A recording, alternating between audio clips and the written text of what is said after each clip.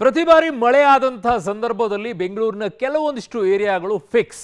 ಈ ಏರಿಯಾಗಳಿಗೆ ಹಿಂಗೆ ಆಗಿರುತ್ತೆ ಅನ್ನೋದನ್ನ ಇಲ್ಲೇ ಕೂತ್ಕೊಂಡು ಹೇಳ್ಬಿಡ್ಬೋದು. ಆ ಪರಿಸ್ಥಿತಿ ಇದೆ. ಕಾರಣ ಇದು 1 ವರ್ಷ 2 ವರ್ಷ 3 ವರ್ಷದಲ್ಲ, ಒಂದು ಸುಮಾರು 10 ವರ್ಷಗಳಿಂದ ಈ ಏರಿಯಾಗಳಲ್ಲಿ ಇದೇ ಪರಿಸ್ಥಿತಿ ಇದೆ.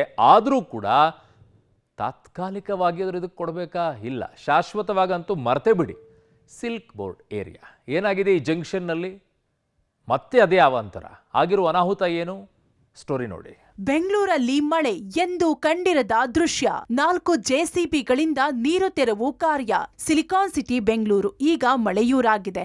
ರಾತ್ರಿ ಇಡೀ ಸುರಿದ ಮಳೆಗೆ ಬಹುತೇಕ ನಗರ ತೊಯ್ದು ತೊಪ್ಪೆಯಾಗಿದೆ. ಇನ್ನು ಸಿಲ್ಕ್ ಬೋರ್ಡ್ ಜಂಕ್ಷನ್ ಜಲಾವೃತವಾಗಿದ್ದ ಹಿನ್ನೆಲೆ ಎಲೆಕ್ಟ್ರಾನಿಕ್ ಸಿಟಿ ಫ್ಲೈಓವರ್ ಕ್ಲೋಸ್ ಆಗಿತ್ತು. ಇದರಿಂದ ಗಂಟೆಗಟ್ಟಲೆ ಟ್ರಾಫಿಕ್ ಜಾಮ್ ಉಂಟಾಗಿ ವಾಹನ ಸವಾರರು ಪರದಾಡಿದ್ರು. ಅದಷ್ಟೇ ಅಲ್ಲದೆ ಬೆಂಗಳೂರಿನಲ್ಲಿ ಎಂದೂ ಕಂಡಿರದ ದೃಶ್ಯಗಳು ಸಿಲ್ಕ್ ಬೋರ್ಡ್ನಲ್ಲಿ ಪಬ್ಲಿಕ್ ಕ್ಯಾಮೆರಾಗೆ ಸಿಕ್ಕಿದೆ.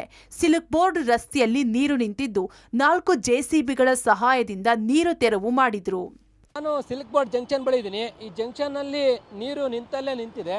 ಅದನ್ನ ಜೆಸಿಬಿ ಮುಖಾಂತರ ಹೊರ ಹಾಕುವಂತ ಕೆಲಸ ಆಗ್ತಾ ಇದೆ. ಗಮನಿಸಬಹುದಾಗಿದೆ, ತಗ್ಗು ಪ್ರದೇಶದಲ್ಲಿ ಇದ್ದಂಥ ನೀರು ಕಾಲುವೆ ಕಡೆಗೆ ಬರ್ತಾ ಇರಲಿಲ್ಲ. ಅದನ್ನು 2 ಜೆಸಿಬಿಗಳ ಮುಖಾಂತರವಾಗಿ ನೀರನ್ನು ಇಲ್ಲಿಗೆ ಹೊರ ಹಾಕುವಂಥ ಕೆಲಸವನ್ನು ಮಾಡ್ತಾ ಇರುವಂಥದ್ದು ನೋಡ್ಬೋದಾಗಿದೆ. ಯಾವ ರೀತಿಯಲ್ಲಿ BBMP ನಿರ್ಲಕ್ಷ್ಯ ಮಾಡಿದೆ ಈ ಪ್ರದೇಶದಲ್ಲಿ ಅಂತಂದರೆ, ಬೃಹತ್ ನೀರುಗಾಲುವೆ ಅದನ್ನು ಸರಿಪಡಿಸಬೇಕಾಗಿತ್ತು. ನೀರು ಹೊರ ಹೋಗಲಿಕ್ಕೆ ಸರಾಗವಾಗಿ ಮಾರ್ಗವನ್ನು ಕಂಡುಕೊಳ್ಬೇಕಾಗಿತ್ತು. ಆದರೆ ಆ ರೀತಿ ನಿರ್ಲಕ್ಷ್ಯ ಮಾಡಿರೋದ್ರಿಂದಾಗಿ JCB ಮುಖಾಂತರ ನೀರನ್ನು ಹೊರ ಹಾಕೋದಕ್ಕೆ ಈಗ BBMP ಮುಂದಾಗ್ತಾ ಇದೆ. ಅಧಿಕಾರಿಗಳು ನಿರ್ಲಕ್ಷ್ಯ ಪ್ಲಾನ್ ಮಾಡಬೇಕಾದ್ರೇ ಇಂತಹ ತಗ್ಗು ಪ್ರದೇಶಗಳು ಮತ್ತು ನೀರುಗಾಲುವೆ ಎಲ್ಲೋಗುತ್ತೆ ಆ ಭಾಗಗಳಲ್ಲಿ ನೀರು ಸರಾಗವಾಗಿ ಹೋಗೋದಕ್ಕೆ ಪ್ಲಾನ್ ಮಾಡಬೇಕು. ಪ್ರತಿಯೊಬ್ಬ ಅಧಿಕಾರಿಗೂ ಒಂದೊಂದು ರಸ್ತೆಯನ್ನು ನಿಯೋಜನೆ ಮಾಡಿ ನೀರು ಹೊರ ಹಾಕುವಂಥದ್ದು ಅಥವಾ ನೀರು ನಿಲ್ಲದೇ ಇರೋ ಥರ ಕ್ರಮ ವಹಿಸ್ತೀವಿ ಅಂತ ಹೇಳಿದರು. ಅದನ್ನು ಮಾಡ್ತಾನೆ ಇವತ್ತು ನಿರ್ಲಕ್ಷ್ಯವನ್ನು ಮಾಡಿರುವಂಥದ್ದು ಕಂಡು ಬರ್ತಾ ಇದೆ. ಬೆಂಗಳೂರಲ್ಲೇ ಅತಿ ಹೆಚ್ಚು ಟ್ರಾಫಿಕ್ ಜಾಮ್ ಆಗುವಂಥದ್ದು ಮತ್ತು ಮಳೆ ಬಂದರೆ ಅವಾಂತರ ಸೃಷ್ಟಿಯಾಗುವಂಥ ಪ್ರದೇಶಗಳಲ್ಲಿ ಸಿಲ್ಕ್ ಬೋರ್ಡ್ ಜಂಕ್ಷನ್ ಕೂಡ ಒಂದು. ಅಂತಹ ಪ್ರದೇಶಗಳಲ್ಲಿ ಮುಂಜಾಗ್ರತೆಯನ್ನು ವಹಿಸಬೇಕಾಗುತ್ತೆ. ಕಳೆದ 5-10 ವರ್ಷಗಳಿಂದ ಕೂಡ ಇದೇ ರೀತಿಯಾದಂಥ ಸಮಸ್ಯೆಯಲ್ಲಿ ಅನುಭವಿಸ್ತಾ ಇದ್ದಾರೆ. ಗಮನಿಸಬಹುದಾಗಿದೆ, ಈಗ JCB ಮುಖಾಂತರ ನಿಂತಿರುವಂಥ ನೀರನ್ನು ಈ ಒಂದು ರಾಜಕಾಲುವೆಗೆ ಕನೆಕ್ಷನ್ ಏನಿದೆ, ರಾಜಕಾಲುವೆ ಮುಖಾಂತರ ನೀರು ಬಿಡುವಂಥದ್ದಕ್ಕೀಗ ಕೆಲಸವನ್ನ ಶುರು ಮಾಡಿರುವಂಥದ್ದು. ನೀರಿನ ಮಧ್ಯೆ ಕೆಟ್ಟು ನಿಂತ BMTC ಬಸ್ನಲ್ಲಿದ್ದ ಗರ್ಭಿಣಿ ರಕ್ಷಿಸಿದ್ದೇ ಹರಸಾಹಸ. ಇನ್ನು ಸಿಲ್ಕ್ ಬೋರ್ಡ್ ಜಂಕ್ಷನ್ ಜಲಾವೃತವಾದ ಹಿನ್ನೆಲೆ BMTC ಬಸ್ ಕೆಟ್ಟು ನಿಂತಿದೆ. ಸುಮಾರು 30ಕ್ಕೂ ಹೆಚ್ಚು ಪ್ರಯಾಣಿಕರಿದ್ದ ಬಸ್ ನೀರಿನಲ್ಲಿ ಸಿಲುಕಿದ್ದರಿಂದ ಪರದಾಡುವಂತ ಸ್ಥಿತಿ ನಿರ್ಮಾಣವಾಗಿತ್ತು. ಆದರೆ ಬಸ್ ಚಾಲಕ ಹಾಗೂ ಕಂಡಕ್ಟರ್ ಹರಸಾಹಸ ಪಟ್ಟು ಪ್ರಯಾಣಿಕರನ್ನ ರಕ್ಷಣೆ ಮಾಡಿದ್ದಾರೆ. ಡ್ರೈವರ್ ಸೀಟ್ನಿಂದ ಪ್ರಯಾಣಿಕರನ್ನ ರಕ್ಷಿಸಿ ನಿಟ್ಟುಸಿರು ಬಿಟ್ರು. ಆದರೆ ಇದೇ ಬಸ್ನಲ್ಲಿದ್ದ ಗರ್ಭಿಣಿ ಬಸ್ನಿಂದ ಕೆಳಗಿಳಿಯುವುದು ಹರಸಾಹಸವಾಗಿತ್ತು. ಬಳಿಕ JCB ಸಹಾಯದಿಂದ ಬಸ್ ಸ್ಥಳಾಂತರ ಮಾಡಿದ ನಂತರ ಆ ಮಹಿಳೆಯನ್ನ ಸುರಕ್ಷಿತವಾಗಿ ಇಳಿಸಲಾಗಿದೆ.